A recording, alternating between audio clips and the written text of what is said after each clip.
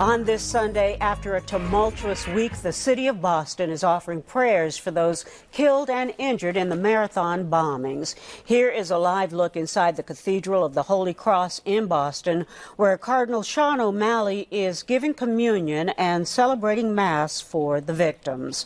ABC News reporter Taman Bradley joins us live from just outside the cathedral. And Taman, this is part of the healing process. It is indeed, Carolyn, and inside the cathedral, the prayer moments ago was for the victims of violence. And outside here on the streets of Boston, people are saying that this is our city. They are ready to move forward, but they're also remembering the victims. They came to honor a slain campus police officer. Hundreds holding candles, signs, and flags stood in respect in the town of Wilmington as the casket of Sean Collier went by.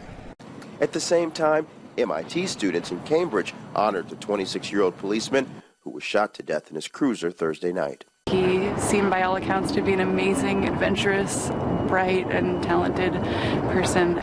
Sean Collier's murder sparked a deadly manhunt for the two brothers suspected in the Boston Marathon bombings. The older brother, 26-year-old Tamerlan Tsarnaev, was killed in a police shootout Friday morning.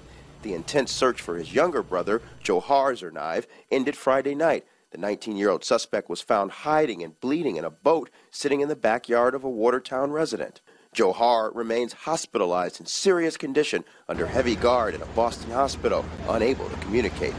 But officials are now casting a wider net in the complex investigation into what motivated the brothers. Two of Johar's classmates were arrested on Saturday in New Bedford on administrative immigration violations. After 5 days of terror, the people of Boston are trying to move on. We put the worst behind us, so we're moving on. On Saturday, that meant returning to Fenway Park, where Bostonians flocked back to their favorite pastime. The community also gathered for a vigil in Watertown, the scene of a shootout and capture. Watertown strong! And there'll be more of that. There'll be more grieving and healing. Boston is remembering, but Carolyn, it is also moving forward. Live in Boston, Taman Bradley, ABC 7 News. Taman, as you know, there are reports the FBI was warned about the older brother. That should have been a red flag. What are law enforcement officials saying about it?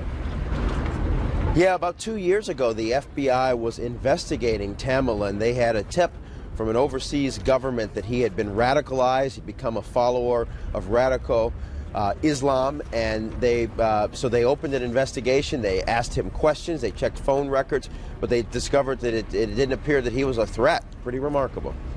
All right, Taman, thank you very much for joining us this morning live from Boston.